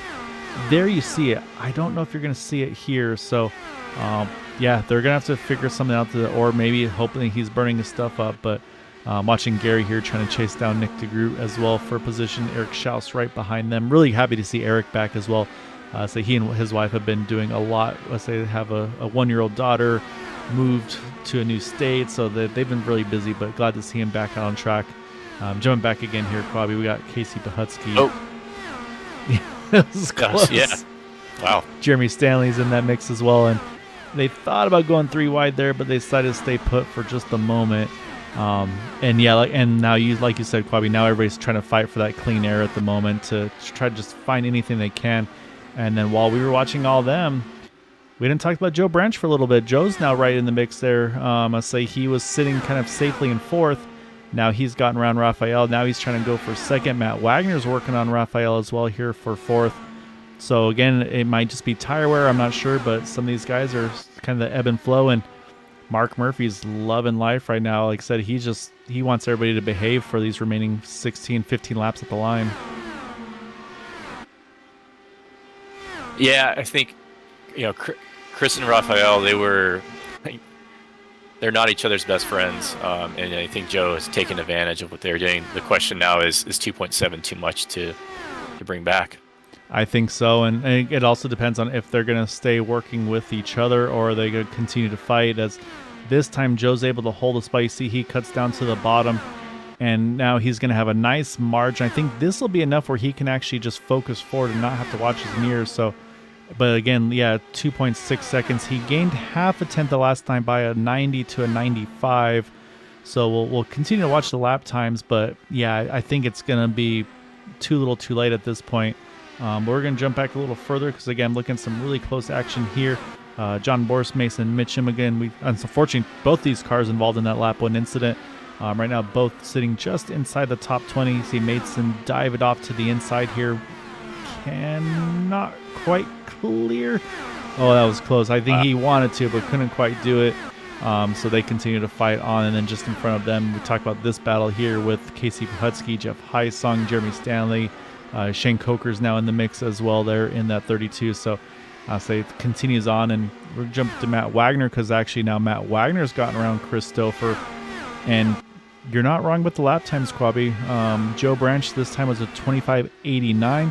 Mark Murphy at 26.04. So 10th and a half quicker that last time by. So again, there's not a lot of time left, but it is starting to click the right way. So I mean, Joe's going to have to probably run some picture-perfect laps and hope for maybe a little bobble from Mark. But right now, though, he has been able to make the time go the right way. And again, about a half tenth quicker the last time by a 95 to a 02. Yeah, I think he's going to need a little more than that. And if he could get into the draft, then, he could close up real quickly. But time's not on his side. Yeah, and I'm saying I'm also looking track-wise. I mean, he's got, as we got 10 to go now here at the line, he's got about, not quite a half lap, but he's got over a full straightaway between himself and the next car. We're watching Jeff Heisling, Jeremy Stanley really close to each other off for 4. This has been a really tight battle for these two for a handful of laps as well. I was saying Daniel Ferguson, he's been able to kind of sneak away from them a little bit. And man, these guys are giving it everything they have here. And even down the straightaways, you see they're right on each other's side pods here. Again, it's going to be one of those things that eventually someone's going to have to figure out. Now they're clear, but now we'll watch. Yep, Jeff's going to jump to the bottom, try to cross them back over. And that's what you can do to these cars. And we'll see now again, can the momentum keep Jeremy Stanley ahead? And it looks like that is going to be yes in that one. So right now, Jeremy Stanley going to hold on to that 13th position. Jump back further up here, Quabi, because we got Craig, we got Edson, we got Rafael, and they're all battling right now for 5th, 6th, and 7th. Yeah, I think Rafael definitely hurt his equipment, so he's not as fast as he was, but he's vulnerable from attack, and we think Craig's been saving his stuff, and that should help him get by in the closing stages. But we'll see. Yeah, I'm not sure if Craig is streaming this over on his YouTube channel, but if he is, he's probably got the full headling going on in the turns.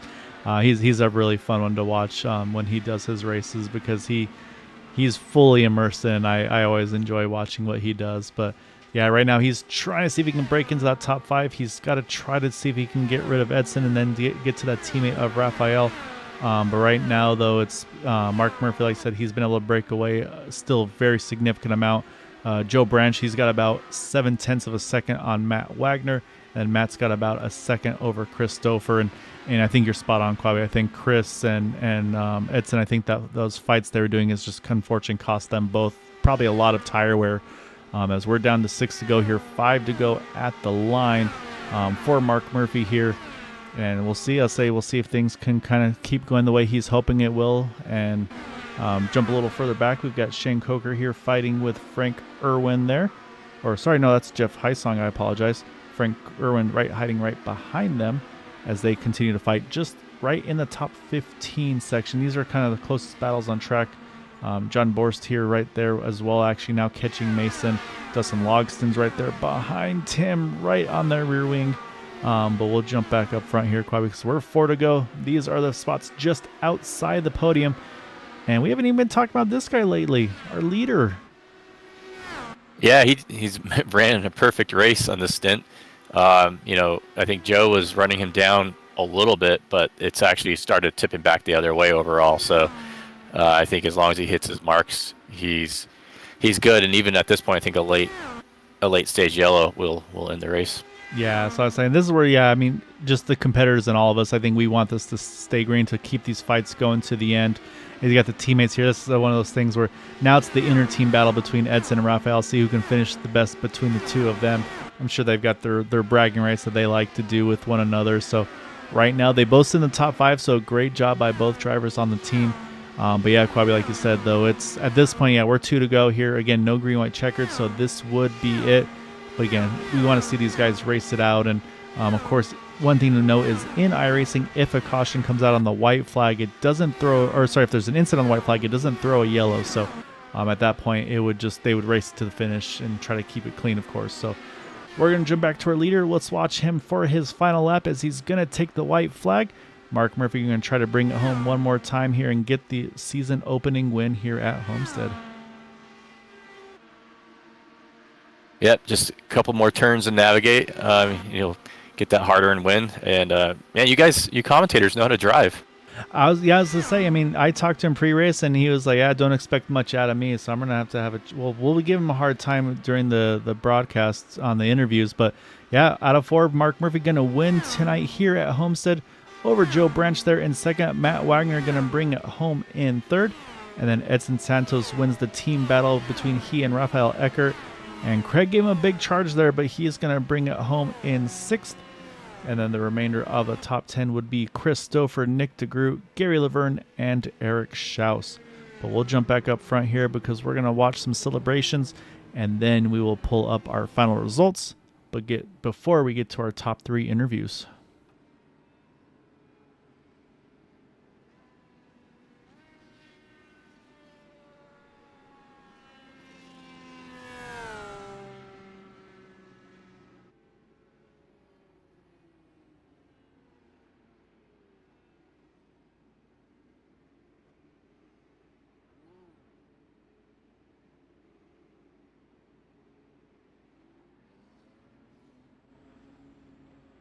You see Matt Wagner there waiting to congratulate him as well.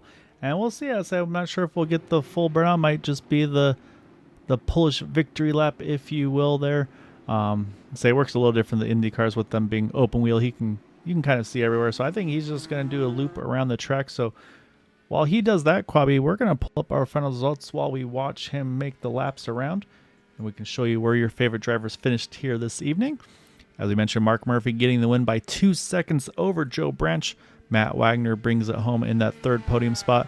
Then Edson Santos and Raphael Eckert there representing Brazil 4th and 5th. Craig Forsyth there 6th. Chris Stouffer, Nick DeGroot, Gary Laverne, Eric Schaus are top 10. Hugo Glaz able to come back all the way up into the 11th spot after his race tonight. Then you got Daniel Ferguson, Jeremy Stanley, Casey Putsky, Shane Coker, Frank Irwin Jr., Jeff Heisong, Mason Mitchum. They're up to 18th. But again, a great car count tonight. So we still got to keep scrolling through. Then we get to Dustin Logston there, John Borst, Bill Colley, Joseph Morales, and Elmer Joseph are lead lap finishers. And unfortunately, you see Jim Herrick didn't get the opportunity to get that second lap back there to stay one down. And then early retirements, unfortunately, including Baron Glover, Eric Peterson, Steve Rada, Jim Brooks, AJ Hobson, and Josh Ward.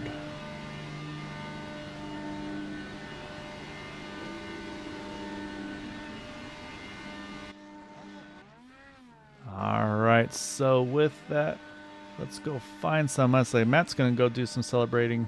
Say if Mark doesn't want to, Matt's no, not shy. He's going to do that. So let's go. I say I got to hunt down some of these drivers to pull up. Where's this Matt fella? There he is. All right, so we're going to bring Matt on in over here, but we got to get all of our lovely cameras and everything set up so we can show off the cars a little easier. All right, so we're going to pull up a commentator slash driver slash admin slash other things that I can't think of at the moment.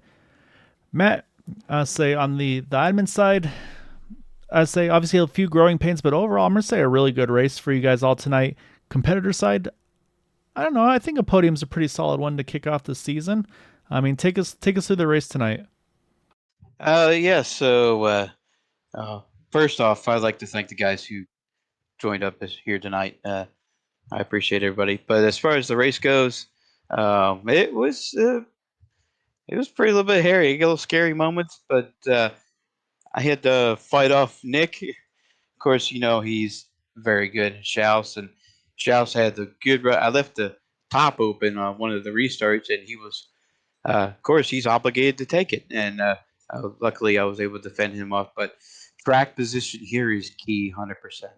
As you saw, was Mark just was in his own little world by himself, and those two guys battling for second and third, it just kind of kept us back there, and we could keep up with Mark after that. And the pit stops, at one point we were kind of fuel saving a little bit. One of the cautions through a loophole. I guess we were like 1 or 2 laps kind of short, and you know how that goes with any kind of race. You know, fuel is always an issue. So we was able to pass Stouffer and them. I know one of those team guys, I can't remember who it was. It wasn't Edson. It was Raphael. He caught the wall a little bit, and he mired back a little bit. I was able to get around him. I'm guessing Christopher kind of burned his stuff up trying to stay up there. And I was able to get around him. And of course, I saw that 28 of Joe Branch, and he was able to save his stuff up there while those two were fighting. And that was key. That was able to him to lock the second place up, and that was really good for him. I'm glad to see him in this race. So. Yeah, he had a really good run, and you're right. I think Quabi and I were noticing as we think Christopher, and I believe it was, I can't remember if it was Edson or Raphael, but I mean they were fighting tooth and nail for that second spot, and we're kind of leaning towards they probably both burned their stuff up a little bit, and I think Joe was kind of just biding his time, and I think that's the same thing. That's what brought you up there too, is you're able to take care of your tires to really then use them up at the end of the fuel run there. And yeah, to be able to grab that podium. But yeah, like I said, I mean, track position definitely you could tell it was important. But you could still, I mean, there was definitely some passing. I mean, I'm looking at where they started to where they finished. Raphael gaining 19 spots, Nick 19, Hugo 15, Daniel Ferguson 13. So there was guys that definitely they were able to kind of move forward from their starting position. So yeah, there's a lot going on tonight though. Yeah, there's a lot of drivers who are absolutely just new to this series, and these guys will learn as the progression goes on. Like I said, we got the toughest track out of the way here in the past at Homestead Miami. It's But I'll say it again: clean air is king. And these guys are they mean the world to me.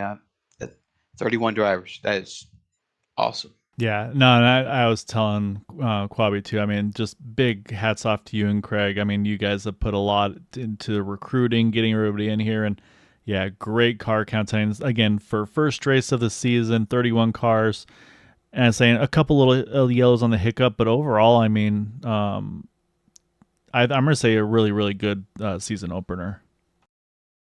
Oh yeah, it was. Yeah, like I said, there's a few little growing pains on the admin side, but we'll fix that. And shout out to Ralph Yecker. Started all the way back in 24th. He finished P5.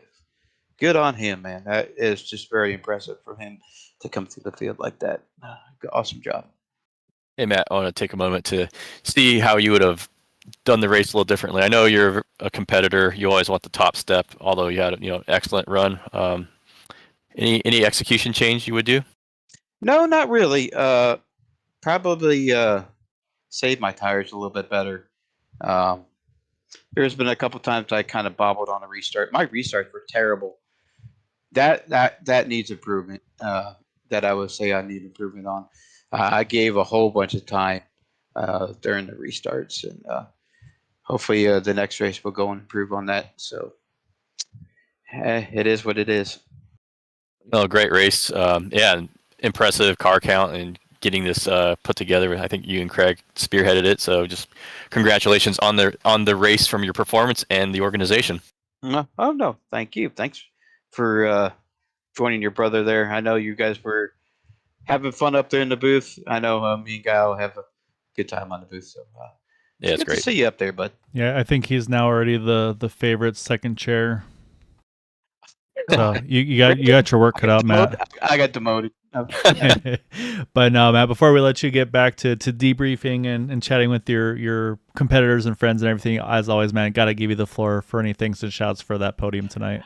All right. Actually, I would like to thank Mark Cohn. He could not make it tonight. He had a little bit of PC issues. Big shout out to him. He's got we got a nice trophy, little prize at the end.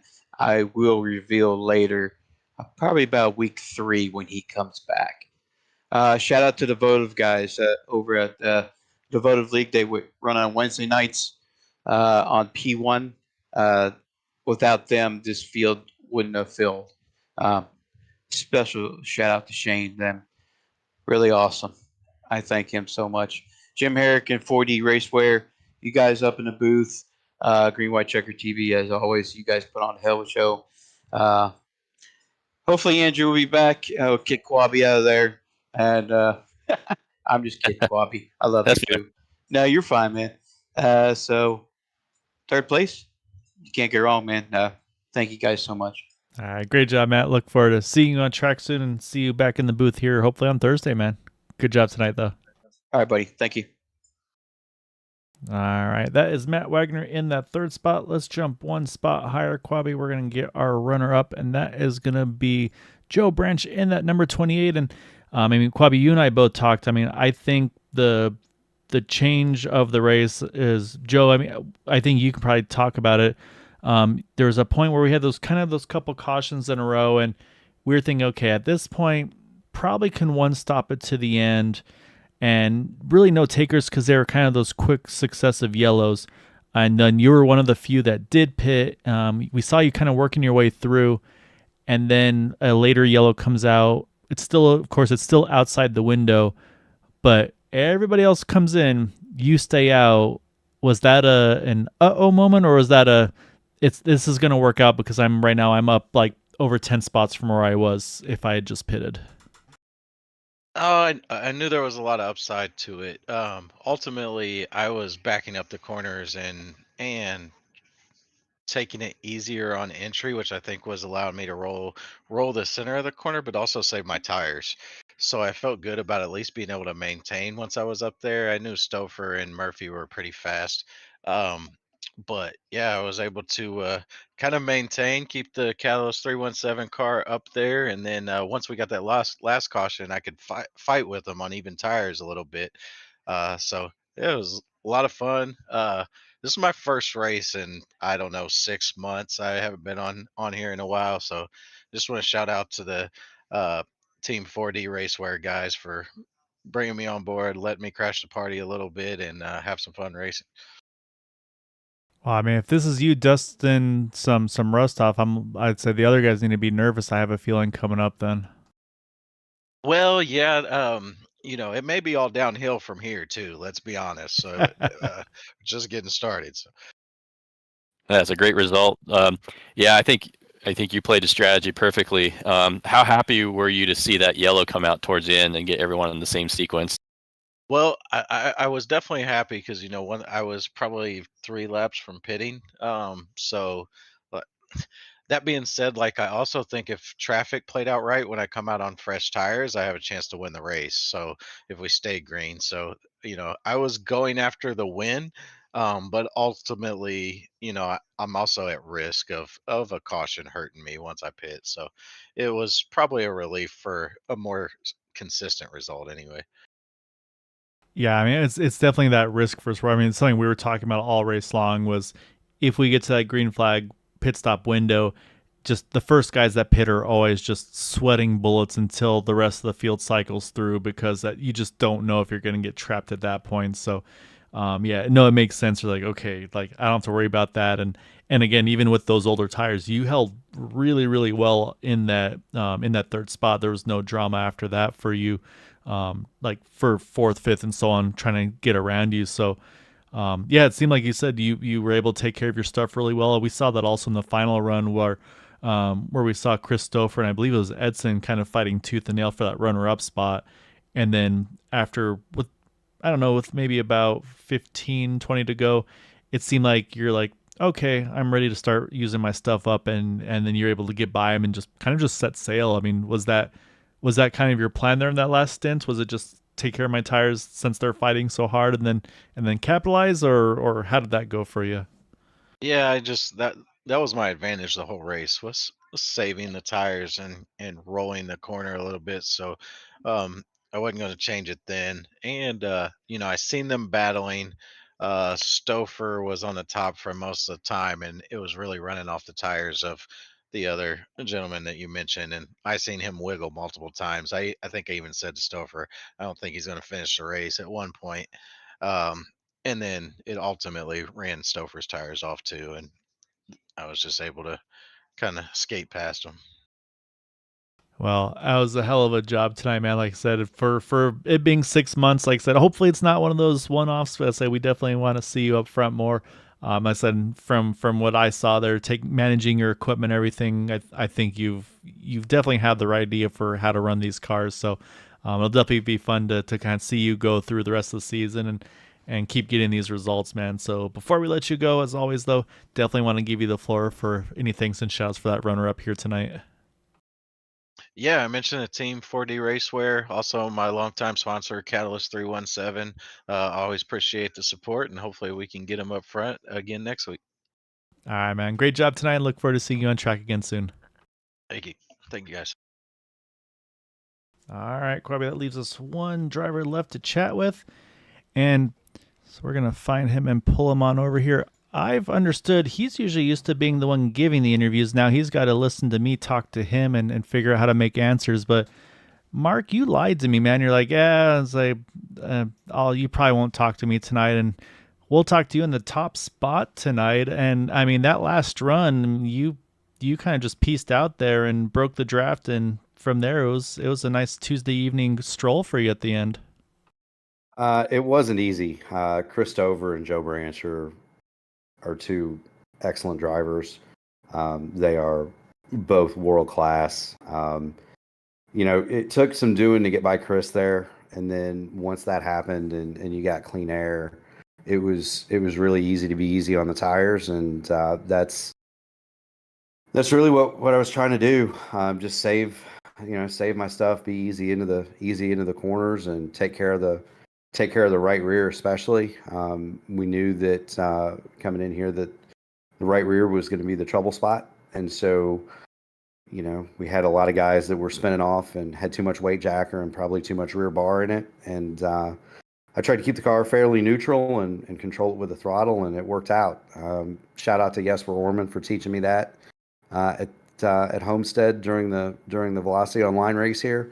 It's not the same setup, but it's very similar philosophically, and that experience helped me here tonight because I learned from Jesper how to run the bottom, and we were able to ride that when everybody was going to the top and burning their tires up. We were just taking it easy on the bottom and going fast. And so that's what it takes to win here, and what it takes to be up front here. And I can't believe I beat Joe Branch and Matt Wagner and Chris Stouffer. That's pretty stout. It's a pretty stout crew. Yeah, it was an excellent run. Yeah, we did notice that you were one of the few that was, really taking that low line and, actually going down to the white line. And it seemed like it was an advantage because you more or less could guarantee clean air.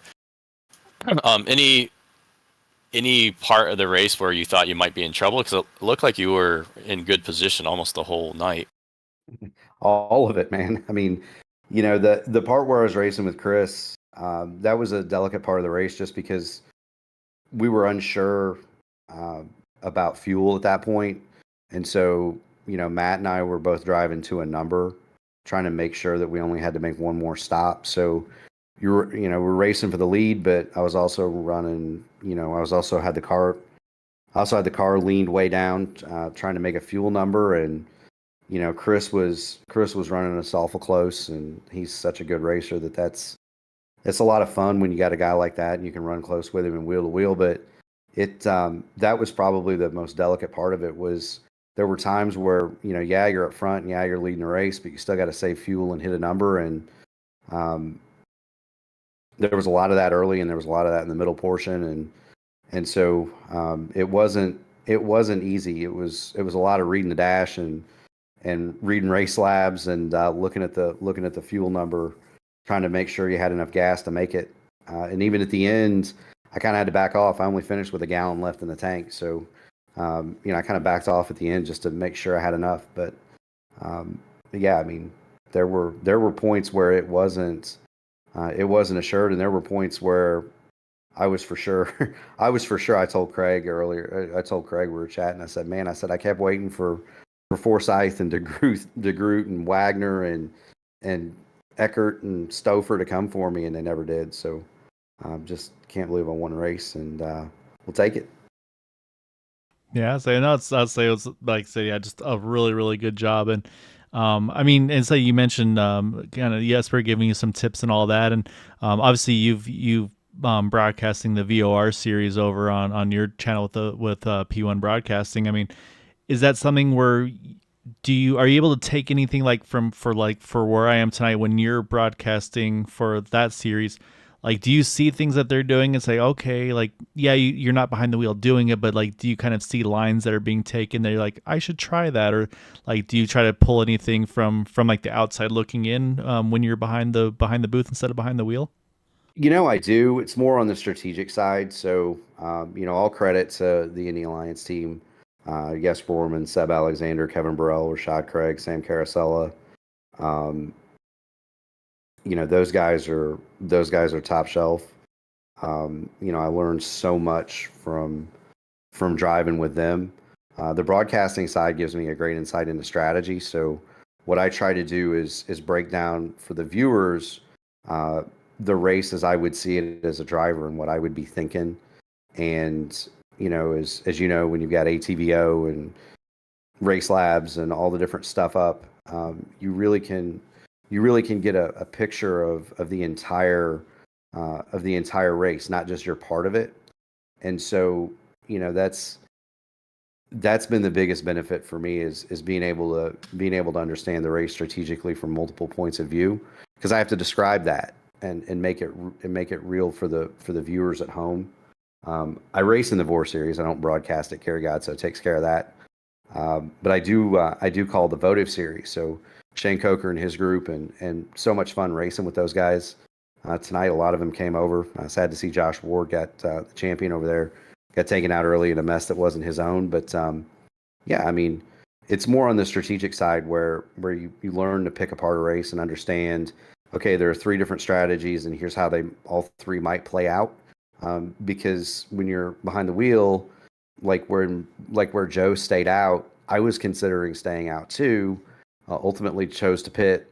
Ultimately, elected to pit because you get a long green flag run there, you're kind of at risk, and I wanted to have the shorter pit stop at the end with new tires, and that ultimately proves to be the right choice. But yeah, that's where I get it from is mostly that's where I get it from is mostly the strategic side.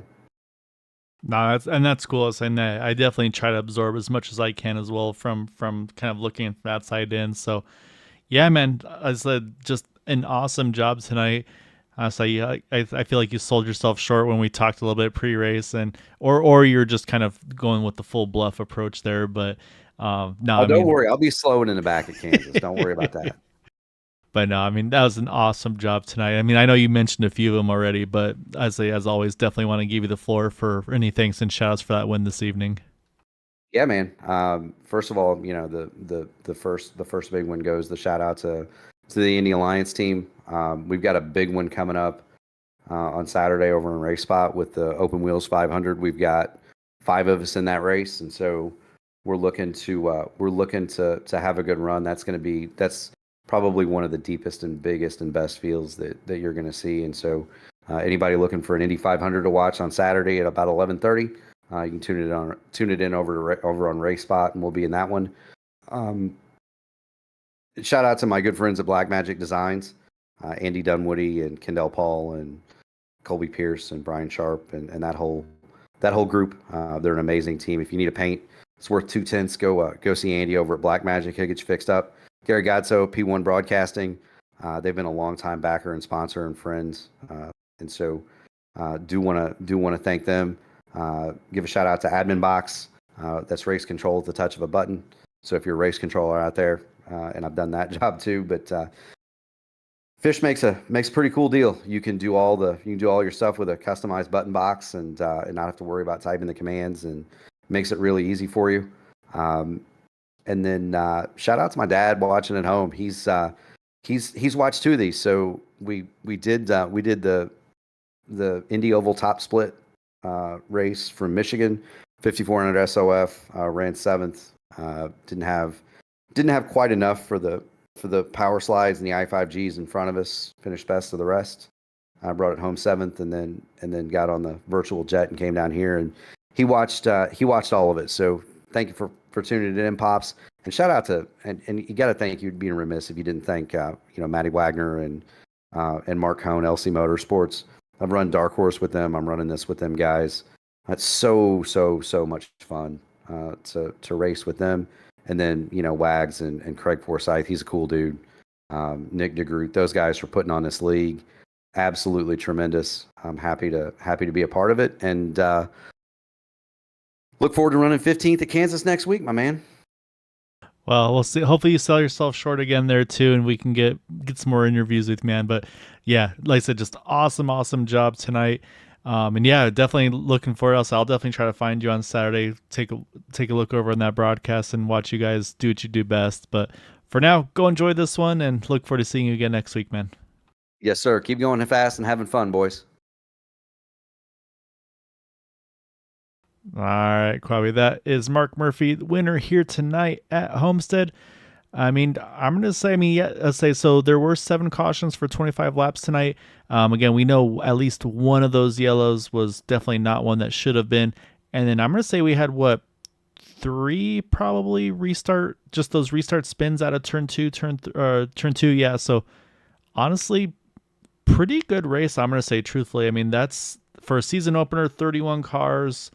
I think these guys all did a really, really good job tonight. Yeah, I think, all the yellows were kind of clustered together. We had one yellow that shouldn't have been, and who knows, because that kind of kick-started, that group of yellows. Might have had a lot less, but I think great first race, big field, track that's tricky with multiple lines. Yeah, great racing, good racing, good racers. Yeah, no, it's gonna be a lot of fun to see. how things continue on. And like he mentioned, coming up next week, we're going to be at Kansas. So that's going to be interesting one, another progressive banking track. So we'll see how they manage that one before we get into the next race. The third one is going to be over at Michigan. And then it'll be a week off before we get to Atlanta. And it's going to be the Legacy Atlanta, the high abrasive 1.5 mile oval. So I say we got a couple coming up, and then we'll have the holiday break until after the New Year. So basically, we've got 4 more through December, and then we'll take a break, and then we'll be back again. So yeah, Quabi, I appreciate you hopping on late notice. It's a lot of fun doing these with you. Obviously, not everybody had the nights they're hoping for, but again, I think as a whole, especially on the admin side of things, I think is a big win for Matt and Craig. Probably a lot of relief off their shoulders right now too after getting through the first one. Yeah, for sure. And the nice thing about having a bad race is there's always the next race. Yep, and that's exactly. There's plenty of time to go, so these guys will be able to recover and kind of regroup and say, okay, what do we need to do to try to go after the next one? So that said, we got some more racing coming up. On Thursday night, we will have the Super Speedway Xfinity Series, and then Sunday night we'll begin the playoffs over on the Gen 4 Super Speedway side of things. And then obviously back again on Tuesday 1 week's time, and then Thursday will be off, of course, for Thanksgiving. So plenty of action coming up these next couple of days, next week or so. So again, thank you everybody for watching, supporting us here. Boomer, it's fun seeing you in the chat. Hopefully Alyssa's done hating you and you can go hang out with her. But yeah, everybody that watches, supports us here at Green White Checker TV, thank you so much. Big thank you to Whiplash SimCams, 40 Racewear for supporting the league and the broadcast. It means a ton to be able to partner with such awesome people. So until next time, we'll see you on Thursday. And as always, take care, stay safe, and we'll see you on Thursday night. Have a good night, everybody.